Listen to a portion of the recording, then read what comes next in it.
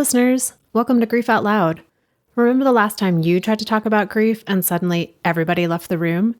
Grief Out Loud is opening up this often avoided conversation because grief is hard enough without having to go through it alone. We bring you a mix of personal stories, tips for supporting children, teens, and yourself, and interviews with professionals in the grief world. Platitude and cliche-free, we promise. Grief Out Loud is hosted by me, Jana Cristofero, and produced by Dougie Center, the National Grief Center for Children and Families in Portland, Oregon.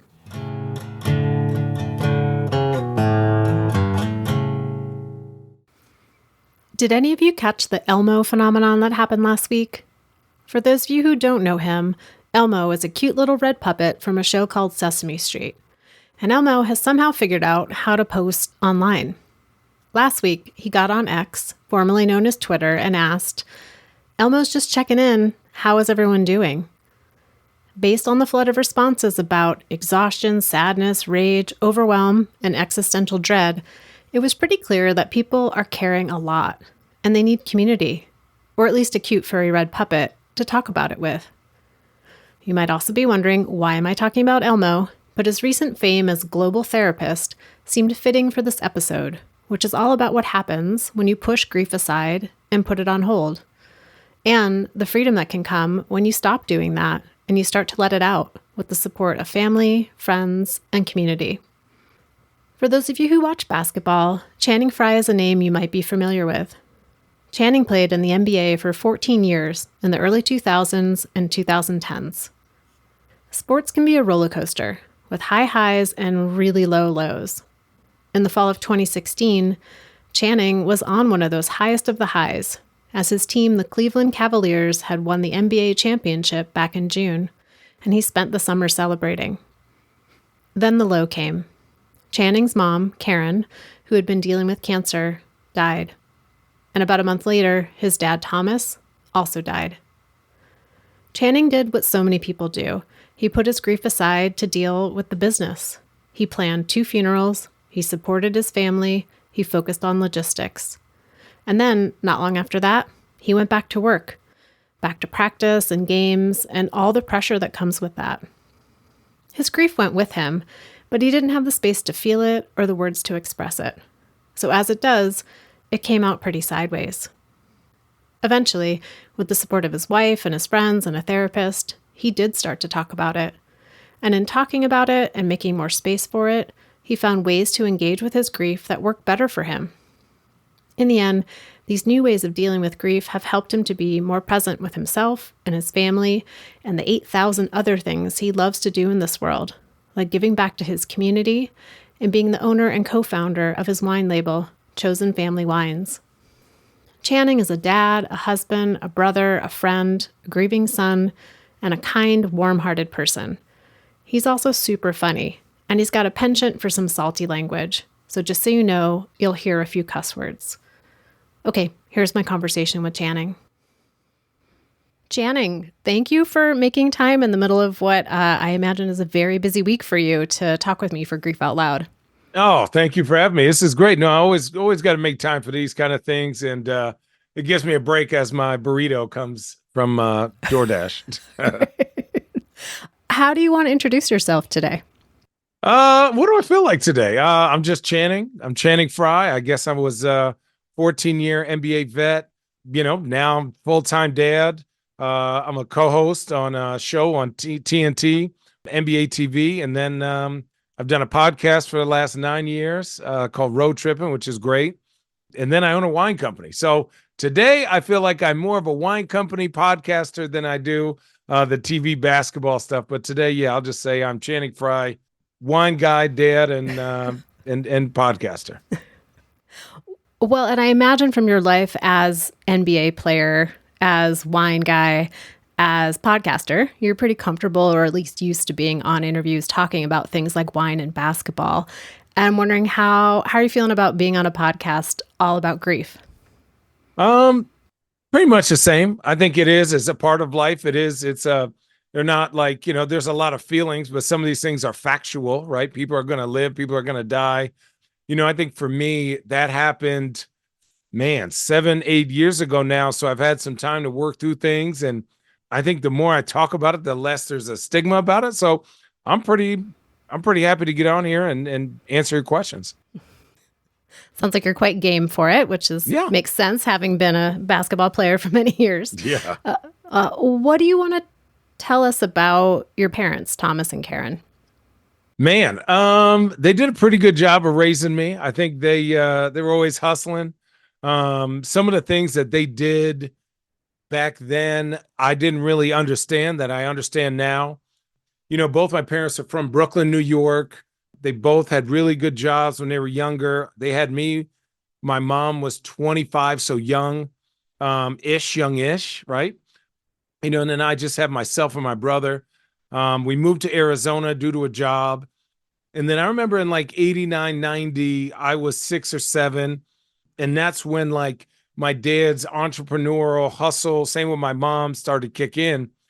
But I just remember them being grinders and just like making things work that shouldn't work. And then I remember, when it came to sports, for me especially, there was, they made sure that they didn't miss a lot of things and always wanted to make sure that it wasn't easy for me, but also I wasn't being taken advantage of or that people had my best interests at mind. Like they fought for that. And I appreciate it. And I just remember them being fun and being funny, and being big time like family people, big time family people. How did they respond when you first got drafted into the NBA? Well, that was pretty crazy. I would say it was a roller coaster. My dad was in, he was very type A, meaning, he didn't want things to just happen because of chance. And so there were certain things that he would do during that process, whether that was just, figuring out what agent I was going to sign with, coming on meetings with GMs and stuff like that. Really just wanted to make sure that, his son was in the best position possible. Getting drafted to New York in New York when my family's from New York, I think I had 75 people there. It was huge. I'm the fourth or fifth oldest. I think I have 50 cousins, 40 or 50 cousins. So it's a huge family. My mom was one of 8 and my dad was only one of 2. I was always taught just don't worry about the end of the stairs, worry about that next step. So all these things, all the workouts I was doing, all the, I'm talking to my son's 13 now, and people are talking about parties. And I was like, I didn't go to one party in high school, like literally not one. And I was just not that dude. And I just didn't remember that. And I remember like that sacrifice was worth it. And then in college, just really putting my head down and trying to, first goal, I want to start. Second goal, I want to start all year. Third goal, I want to be all Pac 12, Then I was like, hey, I want to make the league. And before the draft, I was supposed to be a late second round pick. So like 30 through 60. And then I had a really good NCAA tournament, did some really good workouts, and went from that to I got drafted 8th. So that's a pretty big jump. And then when it actually happened, it was the best. It was the best. I freaked out internally. So, Channing, if we were to be at one of your games way back in Yeah. the day and your mom and your dad are there, as they were oftentimes, what kind of fans were they? What would we have seen them doing and saying? My mom is 100% that fan. Super proud mom. Probably wearing my jersey. Just a fan of just the game, right? She felt like even when I was in the league, everybody was still like my college teammates, everybody was still her son. My dad was a little bit more, and I get a lot of this, really intense and really like, well, why didn't you do this? Or why didn't they do that? And why did this happen? And I'm like, Dad, there's 82 games in the season. Like, and these are grown men. I'm 22, he's 32. So he has X amount of hours more than me of understanding this. And, they were just kind of living it up, right? They were just living it up and really enjoying being able to come watch the Lakers, right? Sit courtside at the Blazer games, at New York games. So it was awesome. And then take us to the time when your parents died and it was Right. just like a month apart. Yeah, yeah. Well, that sucks. Yeah. Yeah. So take us back there. Like, what do you remember about that time? I still work through therapy about that time. I shut down. Like I really, and this is honest truth. People can. I don't have the best memory in the world, which makes me a good shooter, right? So I forgot what happened 10 minutes ago. I'm like a goldfish. But like I remember plays from college or high school and things like that. So in 2016, that year, I was on Orlando Magic. We were the worst team in the league. Got asked for a trade on the trade deadline. 11:55, they said, Channing, you're either going to the Clippers or Cleveland, and it ended up going to Cleveland. So I went from the worst team on the league to the best team. We end up winning a championship in June. So February, March, because it's February 22nd or 23rd, March, April, May, June. So I had 4 months with that team before winning a championship from the worst. So bad team, great team, best championship ever. July, August, I'm at home. Obviously, you play basketball to be the best ever. And to come down from 3-1, to come back from 3-1 was next level, never been done. Getting parades in this city, partying in Vegas, like being on top of the world.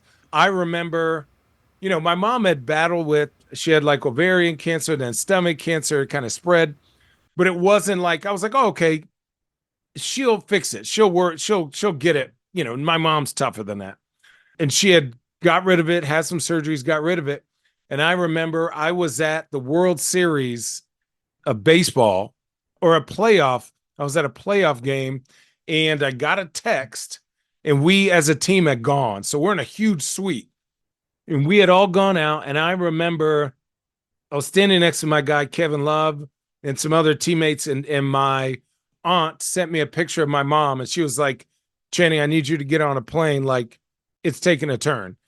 I like fell to the ground. It was in the bathroom, kind of locked myself in the bathroom and was crying. Like, grown man, like to go from that to that was crazy. That was crazy to me.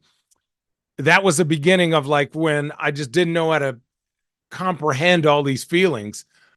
I now look at this picture of my mom who looks like a skeleton, right? So I get on the next flight out from Cleveland to, she was in LA at the time, to LA. I land, my cousin picks me up. I check into my room and they're like, okay, we're going to go see your mom and just be ready. She's holding on for you. So my brother, now I put him on a flight from Michigan to come. And so I landed, let's say 11.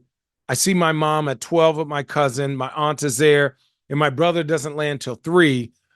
And even to this day, it took me a long time to get over the sight of her. And I've been around death of other people, but never that feeling of like she's battling just to breathe, right? And laying in bed, and she doesn't have the strength to even talk. So I literally walk in, obviously bawling, and she just, little skeleton lady just puts her arm out, and I just grab it and cry. And then something happens where the tears stop, and I literally tell her, I was like, Mom, I'm here. I was like, you don't need to fight anymore. Like, I'm here. I love you. I'm proud of you. And we had gotten arguments about certain things where our relationship wasn't the best at the time. And I told her, I was like, none of that matters. And it never really mattered to me. I told her, I was like, that you can live these last few seconds or minutes or hours or however long you have with no guilt. I was like, here's a video of your grandchildren. They will be okay. We know you're going to take care of us, and hit her with that, right? And was just talking to her for 5 or 6 minutes, and just holding her hand and, rubbing her head. Then they were like, okay, we're going to give her a few minutes to just rest. And then I was like, okay, now it's 1:30, 1:45. So my brother's supposed to land at 2:15. So I'm like, shit, I hope he gets here. So we go in the car. I'm talking to my cousin, and I'm just like, just if I had a backpack, fucking bricks on that back, like where your chest doesn't feel right. And I was more worried about my brother. I'm like, dude, he has to come say hi or bye or whatnot. And literally, I was in a car. and we're talking, and my aunt knocks on the door and says, "Your mom passed." Like, I walk out the house and go sit in the car, cry 5 minutes and pass. So I walk back in, mom's passed. And here's one thing that I think made me compartmentalize her death. And it wasn't bad or wasn't good. It just, I don't know if it was right for me. So my mom dies, let's say at 2 o'clock. My brother's landing. He's now bawling his eyes out. He has to meet me, wherever it is. I'm now in charge of removing the body, closing off her credit cards, closing off her phone. I am now go from 1000% emotional to all factual things. And that is something that people don't tell you, because I'm the only one, I'm the next of kin. And my dad is in Arizona and they had divorced. So I'm the one that she said had to do all this stuff. So I'm now like having to call this, having to call that person, having to call this person. So I'm putting my feelings to the side, Straight to business. straight to business. It was fucked, to be honest, because I had to call my own dad, which now looking back, I probably, and he had his own health issues, but I'm pretty sure when I called him and told him that my mom died, that was the day that he died, because he wasn't the same after that at all. Like, he had no will to live or to change or to fight some of his own demons, and we'll talk about him. So you deal with that. Mom dies. She wanted to get buried in Brooklyn. I'm going through all the organization with that. Somebody, my aunts are helping me. So two sides of the family. Where does she want to get buried? What is this? What is it? And I'm in the middle, and I'm just like, I don't give a shit. How much does it cost? What do you need? And then obviously you have family members talking to me, and I'm numb to the world. And they're like, well, we can't afford to fly out there. So I'm just like, whatever. All these different things are coming into play. Well, we can't afford a hotel, and I want to see this and that. And it just wasn't fair. Right now, I'm on the Frye side, which is my dad's side. I'm the oldest, right? So obviously I have a lot of responsibility. Obviously, I'm a millionaire. I played in the league a certain amount of money, a certain amount of years. But I feel like looking back, they tried to put me in a position of like making decisions or not. That made me compartmentalize it even more. Seems like everybody came to you for Yeah. something. And I'm just like, guys, I can't even, dude, I was like, I can't even comprehend. Now, what helped is after that funeral, my aunt talked to me and was like, hey, let's figure out a way, if this ever happens again, how we can clean this up. Right. Because it's not fair to you. That was too much. So when the night after, so my mom got buried in Brooklyn, I flew my dad out. All my kids are there, and my dad is like gone. I feel like, he had struggled with alcoholism and, a little bit of mental health. When my parents split up, he just didn't, again, he wanted to control a lot of things. And when his world blew up, him and I had some big time arguments where I was like set boundaries, and he wasn't used to me setting boundaries for myself and my family. And he took that as, oh, I messed up this relationship. And I was like, no, like, I want to start as, you have to look at me as a man. I'm not just your child anymore. Right. I have my own family. Like, when you come with me, you're in my house, and I want to treat you as obviously my dad, but you also can't take advantage of the things that are here. So, anyways, go through that. When I saw him that night, my wife and I were like, we got to move him out of Arizona. Like, he's not here. He's half and half. It was wild. Then during that month, I was talking to his family, talking to my aunts and uncles over there. I was going to move him to Greensboro, North Carolina, where his family, where he could be around people to, when somebody dies, you especially like your mother, your wife, your sister, or brother, you lose steam for the world. You lose, living is just putting a foot in front of another thing, right? You may trip, you may fall, you may slip, but you're putting another foot in front. My dad was taking a step, standing up, wanting to sit down. And I was like, no, no, no, no, no. Like, we're going to keep moving you. So I'm pretty blank because I've obviously compartmentalized my mom and her death, and I'm all business, but I rush back to playing basketball at the top of that. So I'm not emotionally invested, which I can't be in this basketball game. I'm just here so that something is in my mind. So Thanksgiving comes around. I'm actually at my best friend's house, who was my teammate, Richard Jefferson. I put my phone on the side. We're getting ready to eat Thanksgiving dinner. I get a call. My wife gets a call from my uncle. And my grandma found her son. They think he had a heart attack. Something was going on. They found him dead in his apartment. At that point, that's when I would say it it got bad for a while. It got bad for me for a while. What did that look like, Channing, for it to get bad? Dude, dude, the drinking was crazy. And I'm a big dude. But I remember I that night basically drank till I threw up because I didn't want to be there. I didn't want to do anything. Got on a plane, went to Phoenix, had to clean out his apartment, then saw how he was living.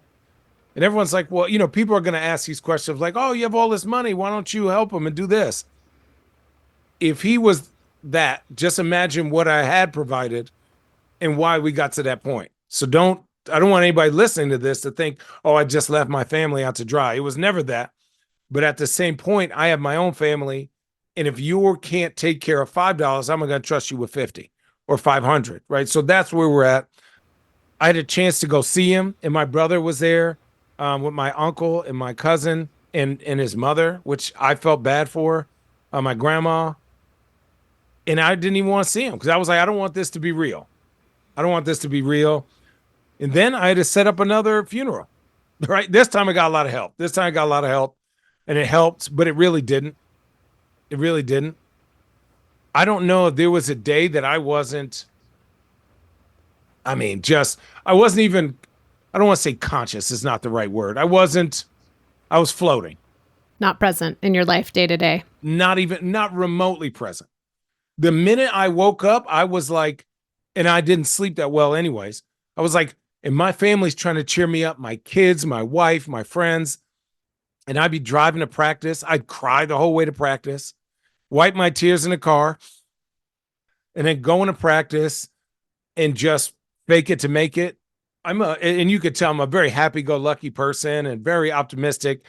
If I was shooting and I missed a couple shots, I'd kick a ball and all these things would start to happen. So finally, they're like, Channing, we want you to talk to a therapist. But at that point, I didn't know it was anger. Where my grief was big time anger. You know, just, I don't want to say like a child expecting the world to be fair and luscious and awesome all the time, cursing God, like why me? What the F did I do? Not understanding basketball, the thing that's a gift. It was just like, whatever, whatever, you know, Hard to connect with the things that felt like big priorities before. there was nothing. Honestly, I could have walked away and lived in a forest. And if, again, I could have floated away and I did a little bit, and everyone's trying to help me figure it out. I was the only one that could figure it out myself. And there are certain things that changed my life, of course, obviously, since that. But, that whole year, I just dealt with shit, dealt with it. And I kind of put it to the side. We went to the NBA finals that year. I can't really tell you. I don't remember that year, really. After that, I don't remember much games. I don't remember having any joy for going to the NBA finals. I don't have any, real relationships because I wasn't even present. So you're not talking to Channing, you're talking to a shell. So I had obviously tucked away those feelings. One thing I talked to my therapist about, and I know I'm being long-winded here, is your body reacts to certain dates, even though you don't know why. So today, I forgot, is actually my mother's birthday. So my wife reminded me of it. And certain days I feel energetic, certain days I don't. But today, of a lot of days, and like my dad's birthday, now, I feel a lot different, right? I feel that I could talk about these things. It's funny that we're doing this on this day, right? But on Father's Day, when I came home that next year, I wasn't even paying attention to anything. And they were like, hey, today's Father's Day. What do you want to do? And I'm like, nothing, right? Sit around. And so, my friends are like, hey, it's Father's Day. We're all have kids. Let's go. And they're not being malicious and they're not, they're just like, hey, let's just go grab a drink and get you out the house and listen to music and watch sports. And I remember in my 40 years of living, that was probably one of the drunkest times I've ever got. And without consciously feeling something, right? Yeah. And this was the first Father's Day since your dad died. First Father's Day. And I was like, okay, I'm fine, like I'll be fine, right? I'll be good. No, was not good. And then that's when the wife was like, you got to see somebody and do this and do that. And I was like, no, I'm just fine. Okay, like I'll be more conscious of these excerpts, these blips. I would start to have these if I drank like on Thanksgiving or even if it wasn't a lot, get crazy emotional. And my wife was like, Channing, you got to do one of two things. You got to stop drinking or you got to take care of yourself so that you could be present and you love wine where this wine should not be your excuse for getting rid of all these feelings that you have. It came to this. I have 4 kids and I was on an airplane and I had talked to this lady and she was like, oh, randomly was like, oh, I remember your parents. I went to Blazer games. I had seen them, blah, blah, blah, blah, blah. And I don't know why this random Tuesday or Wednesday when I got in my car, no drinking, no nothing, just bawling. I remember yelling in this car as I'm driving home like a little baby, of like asking my parents why they quit. Why would you not want to live for your grandkids? Like, screw me. My grandkids don't get an opportunity to go to grandpa and grandma's house except on my wife's side, right? But I'm like, the joy that I get from that, I'm like, how do you not want to fight for all this? And it wasn't fair that I put that on them or myself. When my wife saw me in the car, she was like, all right, that's enough. So, she was like, dude, you got some deep-seated stuff you need to work through. So last 3 years, I've been seeing the same therapist once a week, every week. And I feel a trillion times better. She's a grief counselor, really just helping me understand certain dates, how to prepare for that. One big thing is that my dad is buried in Arizona and we go to Thanksgiving in Arizona every year because it's nice, it's hot, it's warm. First year, obviously cried a little bit, and second year was great. It was great. Third year. So first year I cried, second year nothing, third year it was great. We brothers stayed with me. It's like we're taking that power back of a place. Like I love Arizona. Like I love Phoenix. It's where I grew up. It will always be home to me. And the fact that my dad is laying there and the fact that I don't have any family there, but I have friends, it allows me to let go of some things, right? That have really helped me to be more present and to be a better dad and a better person. I'm wondering, you mentioned like early on your team was like, you got to go talk to somebody. Channing, you're kicking balls. You got to go to a therapist. Yeah. And you're like, the only person who's going to get me to that place is me.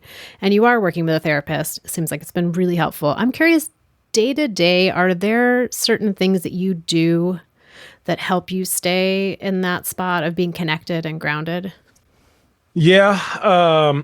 What I've noticed is I'm big when it comes to music and writing things down. I'm an accomplishment guy. No matter how big, how small. Like today, I woke up energized. Hey, I'm gonna get A, B, C, and D done. I'm gonna make these calls. I'm gonna get this scheduled. I'm gonna get my truck fixed. I'm gonna meet with, Nani, who works with me. I'm going to go to the bank and send this check there. Like I'm gonna do all these things. And each time I do those things, I go, okay, I'm here. I'm like, it seems stupid, but for me, it's really important. I'm also just in a space like this little office. It's like an extra room we have above the garage. I've made it where there's wine maps here. There's my video games here. There's pictures of my parents right here. There's, my little U of A sign here. So there are things here that make me feel happy and remind me of how far that I've come and what more do I want to accomplish? Is even if it's little, even if it's like, okay, there's a trash bag here. Let me take the trash bag out, right? It makes me be present. It makes me just here in life, right? And then sometimes if life gets too crazy, I just have to lay down on a bed and I've got some anxiety attacks of I'm a busy guy, right? I have four kids, a wife, my own life. I travel all the time. I got three different TV shows, a podcast, a small wine business, right? There's other things I'm involved in. And sometimes it gets to be a lot. And sometimes I'm just like, screw it. And sometimes I just got to put my headphones on and just listen to like the ocean or listen to a rainforest and just realize that like here is the most important place that I'm supposed to be and just kind of work on breath work like that. In all of those things, and I'm sort of chuckling a bit because it sounds like something such an athlete would do, right? Like, Yeah. Oh, what's yeah. my workout schedule for today? I got to mark off the things and all the things I'm going to get done. So it seems like your training as an athlete sort of is providing a little bit of scaffold for like how these things you do day to day to stay connected. Yeah. I mean, I've been retired 5 years, and the first 6 months of me being retired was not pretty. It was not pretty because I've never not had someone tell me what my schedule was. Right? Like, it's hard for, people in the army because everything is dictated for them. When you wake up, when you go to sleep, when you're going over here. For me, I've fallen in love with that routine based, but I've shrunk that down over the last 5 years to just tell me my calendar a month ahead of time so that I know. That's good enough. Yeah, having a checklist of things and seeing those little accomplishments is like, okay, we are getting things done. You're not inundated or, excuse me, it doesn't look so daunting, right? Are there ways too that you stay connected to your mom and your dad? I got little trinkets all over the house. Like I have this picture that I've had since I was 4 years old, always right here. There's one near my bed. And then we're moving. So obviously we're taking stuff down. But my wife was like, hey, there are a bunch of pictures that just have been that came from my mom's house or my dad's apartment. And they were like, I want to put these up in the next house because there's none up right now. And I was like, sure, fine. And then we take road trips a lot. And so my wife never, we've known each other almost 20 years. And she was asking me about my history. Right. And so I was like, yeah, my grandpa was a Tuskegee Airman. My other grandpa was a Navy chef. And then my great uncle was the first black shipmaster, all these things. And she's like, wait, what? So she's like, why would you not tell? I was like, well, it's just what it is, right? I never even thought about it. So what we've been doing is like teaching our kids like both sides of the family, getting them more involved at like what Tom and Karen, where they're from. I took my little girl, Margot, to New York. Probably going to take her back hopefully this year, maybe my son too, and just show them the city that like I grew up loving and that my parents are from, show them where they grew up and all these type of things of like seeing the world from a different perspective. So yeah, that's kind of where we've been doing it. Yeah. So your own personal connection, but really helping your kids have some sort of tether back to the grandparents. Correct. And then my dad was into owls, right? He looked like an owl. He always had books. He was always reading, had weird glasses. And so it's funny is that this whole thing sits next to my desk. And it's little things like this. And then my other desk where my kids use, they mess up. There's a big owl. And just seeing things around the house and around the world, it's like, you know what? Good to see you guys. Good to see you. Lights flicker. I go, hi, mom and dad, and my kids acknowledge that too, whether that is or not. We just said, hey, that's a reminder of people that have passed on. That's their way of just saying we're checking on you. And so the kids are like, hey, tell your parents to leave us alone. We're trying to go to sleep. I'm like, you tell them. I'm not, they don't listen to me. I'm just curious with this idea that, like, about 3 years ago, you really started to delve into your grief with your therapist. And it's been maybe a little bit even more recent to be going so public Right. with your grief, to be talking about it and having it be part of your sort of public persona. And what's that been like? It's been pretty awesome. Hopefully people realize that, like, sometimes talking about it, I would say most of the time talking about it helps it not only be real, but you could talk through some of the feelings. If I'm in my head, I call it hamster wheeling. I'm not, when you say something out loud that maybe that maybe is in your head, it will sound maybe sometimes like you're crazy. It's like I'm like, oh, my parents gave up, right? When I say that out loud, it's like, Channing, come on, be realistic. Like, that's not true at all. But when I say it in my head, right, I'm like, it feels like that, but that's not what's reality. And I think for me, talking about it, I've got a great response. I think people who else have dealt with grief can understand that, like, it's okay to not be okay sometimes. There are certain days. There was a song, Led Zeppelin, which is a wild song, and I'll tell you a story about that in a second. There's Led Zeppelin. It's like the Rain song, and that is my song. So that's a song that is on a playlist, and I'll put that on repeat, and I could just sit and acknowledge that, like, I am upset or sad or mad that my parents are not here to help me be a father, to be a part of the success that I've had in the NBA and as a new man, or the places I get to go see in this world. I would love to share with them, but it happened. And so I said, hey, just come with me. You are with me in spirit. And so, I want to continue to want those things for myself, but also for them to see it through our eyes, and to watch their grandkids, get raised by a good man. Well, Channing, I'm sitting in a lot of deep appreciation for you finding the words for your grief and Oh, feeling like you're thanks. ready to share them with me, with our audience, with the world that gets the opportunity to listen to you. And, before we wrap up today, I wanted to just talk just briefly about your wine label, the thing that Yeah. you are super passionate about now. And I was really struck by the name, Chosen Family Wines, and wondering, is there a tie back to your grief in that name? Huge, huge. One thing that was never in my radar, there was always basketball. And plan B was making sure that plan A worked. And, we talked a lot about drinking. We talked a lot about those things on this podcast. But the thing that makes me the happiest when it comes to wine is the connectivity of, like, put something in the middle of a table. Usually 99% of the time, people are going to grab it. They're going to look at it. What is this? Why'd you bring it? And somebody's going to say this, man, I either love this label. I went here. I'm a member here. I had the greatest time. This is some delicious juice I thought you would like. So that act of unselfishness, of just thinking about somebody else's palate or what they're eating, or, hey, I want to share this wine with you as we cook together, right?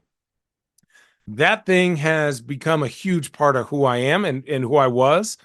The name Chosen Family comes from, I have one brother and two cousins that I really talk to weekly, daily, whatever it is.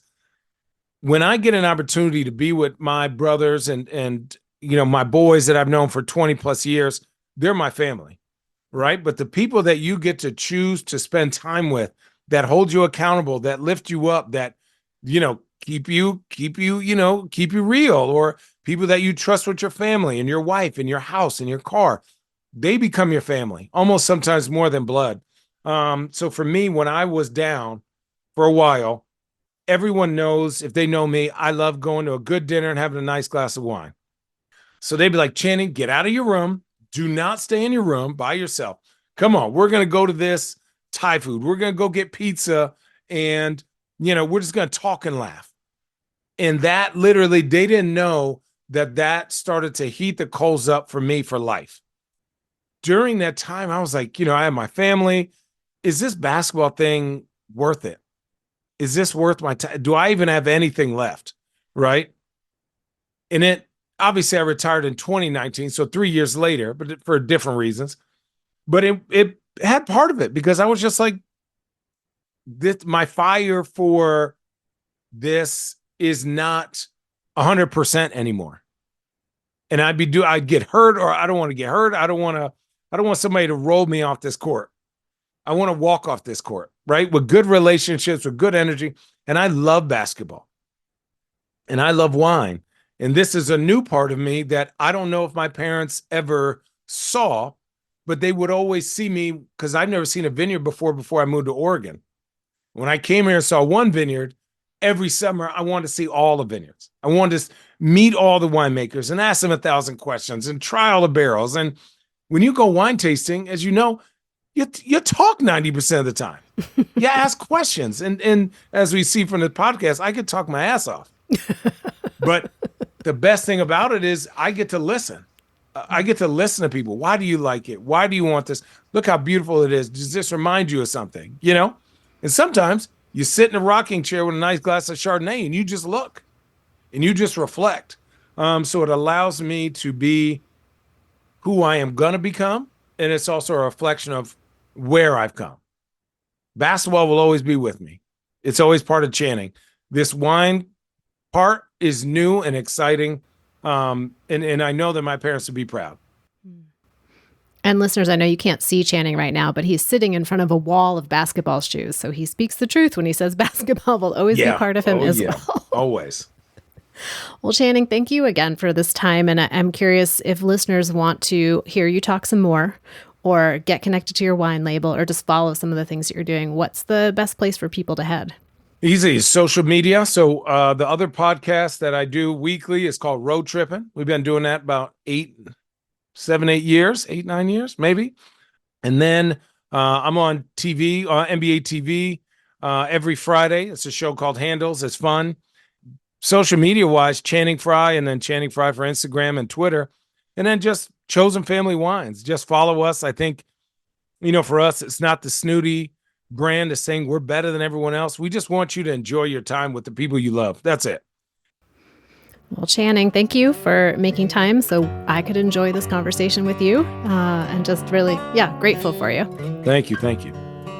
And listeners out there, I say it each and every time, but thank you for being part of the show, for making it mean something. You can reach out to me directly at griefoutloud@dougie.org. It's dougy.org. That's also our main website where you can find all of our information about our local programming, our free downloadable resources, and each and every episode of Grief Out Loud. I'm always excited to share that the podcast is sponsored in part by the Chester Stephan Endowment Fund. Thanks again for listening. We hope you'll join us again next time.